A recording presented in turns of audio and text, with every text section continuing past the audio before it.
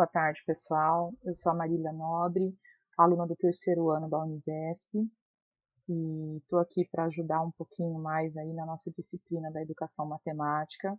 Quero deixar bem claro que não sou professora, não sou nenhuma especialista no assunto, sou apenas uma estudante, como todos vocês, preocupada em ajudar quem está aí com uma certa dificuldade. Então, o que eu estou falando aqui é a respeito do que eu entendi dessa disciplina, dessa semana, dessa videoaula, tá bom? Então, nesse vídeo eu vou falar sobre a terceira videoaula, aspectos da filosofia de educação matemática. Por que essa videoaula é tão confusa?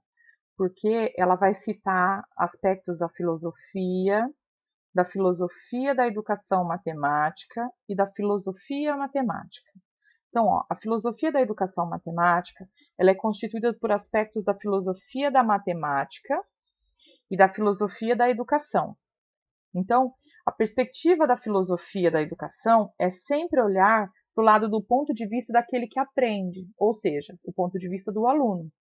É ouvir o que o outro tem a dizer, essa é a preocupação que ela carrega. Então, quem é que eu quero ouvir? Quem é que eu quero saber? É o meu aluno. Eu quero entender os conhecimentos prévios, a bagagem que o meu aluno já traz para dentro da sala de aula. É nisso que a filosofia da educação se preocupa, é em saber o que o aluno traz, quais são os apontamentos dele, o que ele quer saber, tá? A filosofia da educação matemática, ela é recente, ela tem essa denominação a partir dos anos 1980. A filosofia da educação matemática, ela é constituída por aspectos da filosofia da matemática e da filosofia da educação. Então, é uma junção das duas coisas que nós temos aí a filosofia da educação matemática. Então, da filosofia, o que a filosofia da educação matemática traz? Ela guarda aí o pensamento analítico, o pensamento reflexivo, sistemático e universal. Então, são questões próprias da filosofia que a filosofia da educação matemática vai ganhar. São as questões aí, como existe, o que é, como se conhece o que já existe, o que é o conhecimento, o que ele vale. Isso tudo quem traz é a filosofia, tá? Que é a contribuição da filosofia para a filosofia da educação matemática. E qual é a contribuição da filosofia da educação para a filosofia da educação matemática? O que a filosofia da educação contribui? Então, ela traz análise e reflexões sobre a educação, sobre o ensino, sobre a aprendizagem, sobre a escolarização, sobre as avaliações e sobre as políticas públicas educacionais. Então, os procedimentos assumidos na abordagem desses temas, olhando da perspectiva daquele que está preocupado com a educação do outro, quem é o outro? O meu aluno. O significado que a matemática assume por meio do seu ensino e da sua aprendizagem.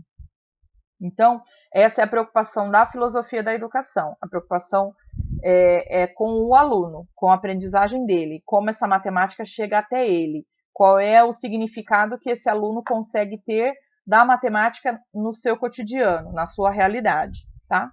E a filosofia da matemática, ela traz questões sobre conteúdos matemáticos, né? Sobre a natureza dos objetos matemáticos, sobre o valor dessa matemática. E no campo da matemática, não é só um jeito de pensar a matemática, né? Existem matemáticos que eles produzem uma matemática mais impressionista, mas nós temos outros matemáticos que dão valor àquela matemática mais conservadora. Então, há várias maneiras de se produzir aí o conhecimento matemático.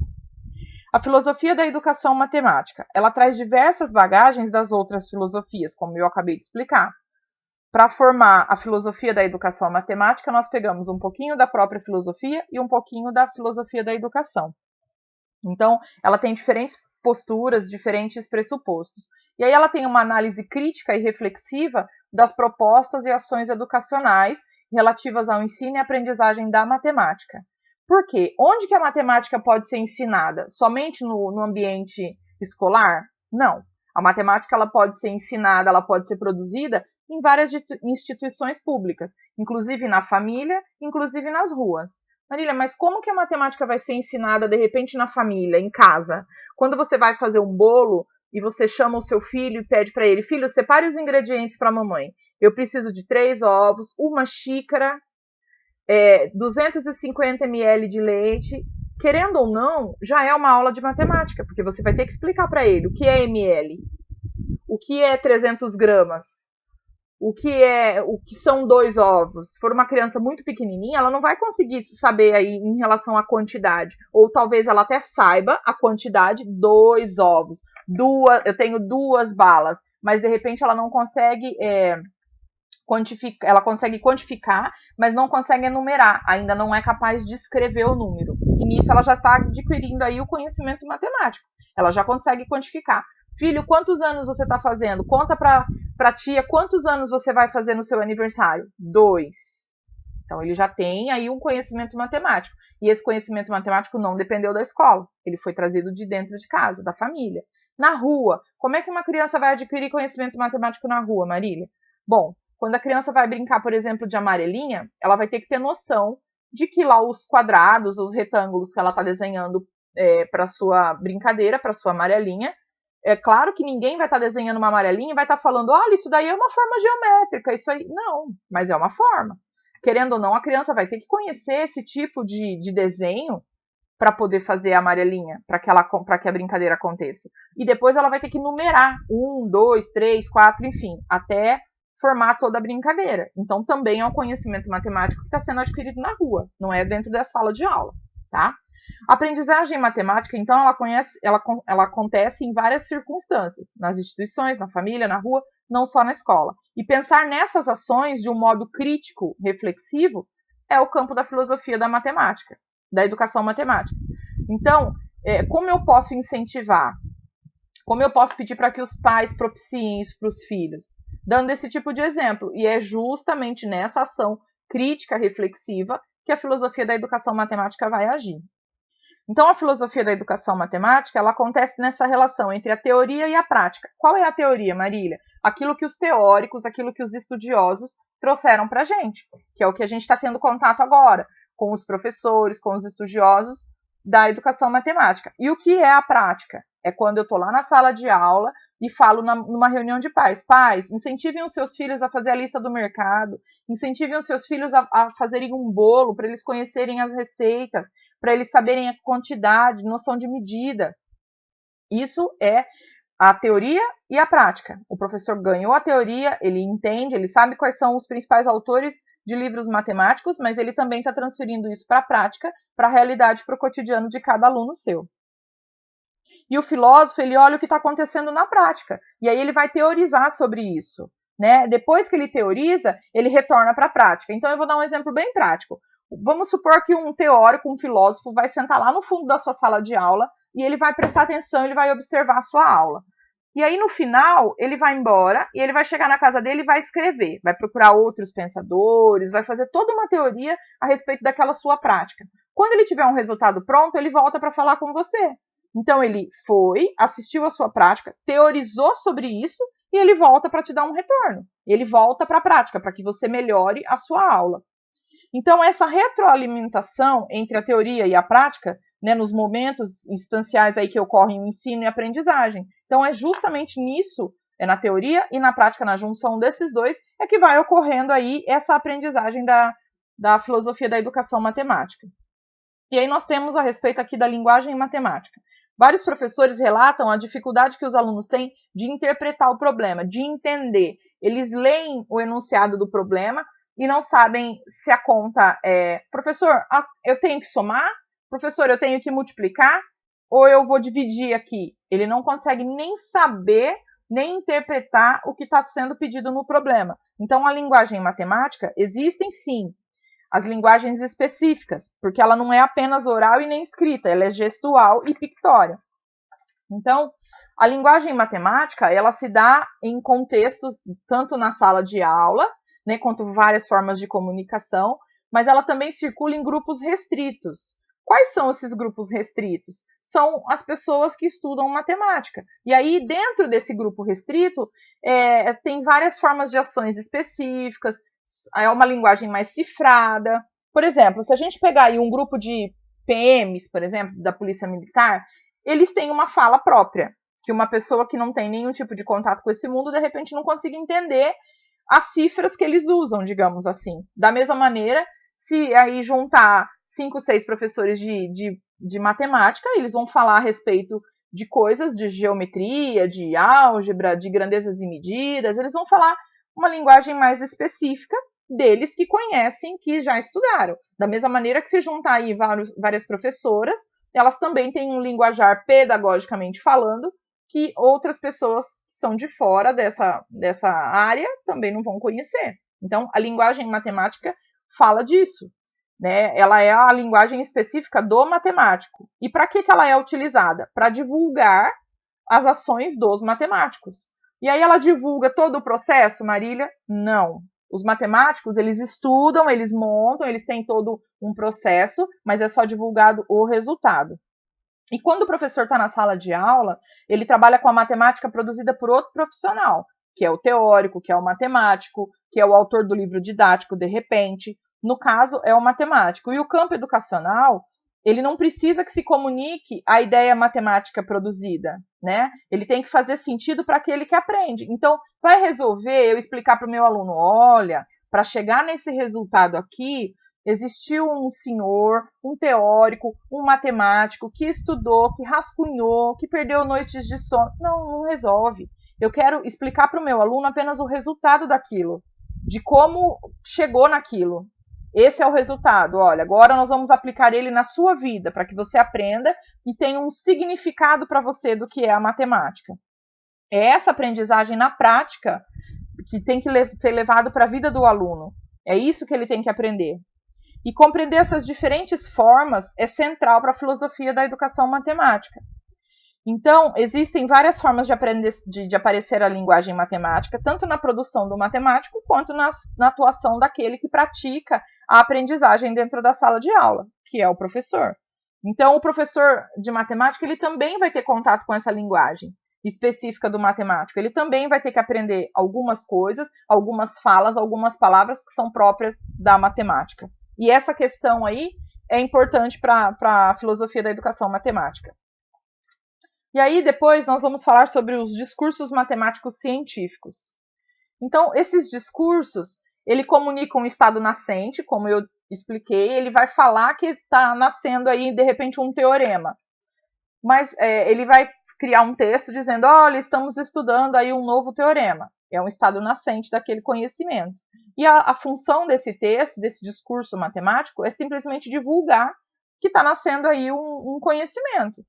Porque, normalmente, eles têm aí uma comunidade, por exemplo, de só estudiosos de álgebra, só estudiosos de geometria, são grupos mais restritos. Eles são chamados aí de comunidade, é um grupo mais restrito.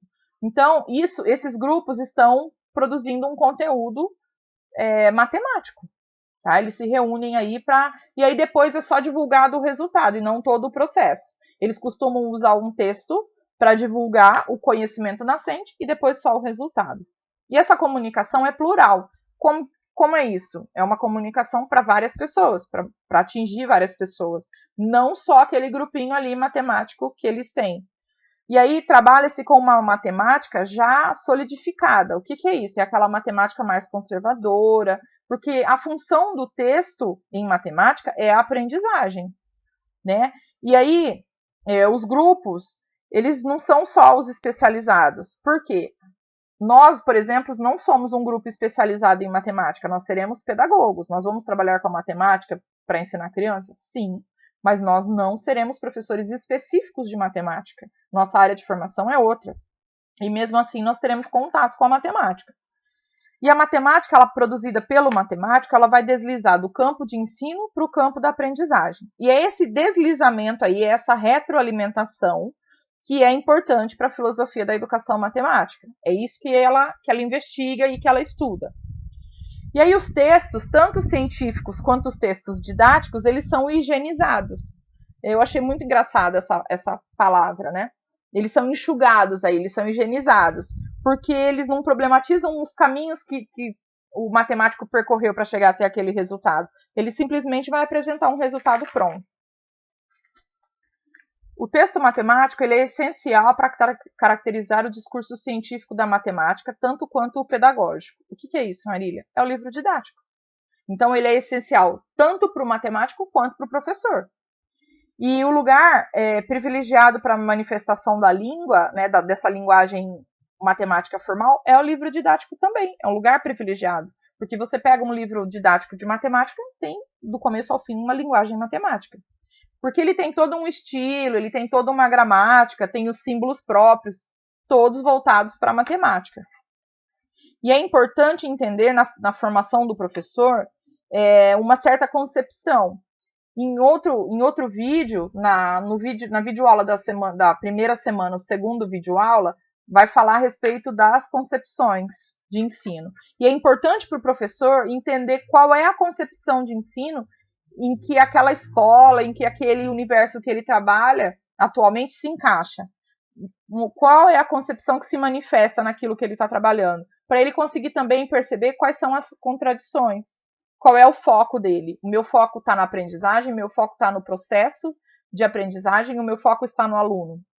Então, porque cada concepção tem a sua simbologia, e aí o professor precisa assumir uma postura crítica frente a esse texto matemático. O que esse texto está dizendo? Ele está de acordo com a concepção que eu trabalho ou não?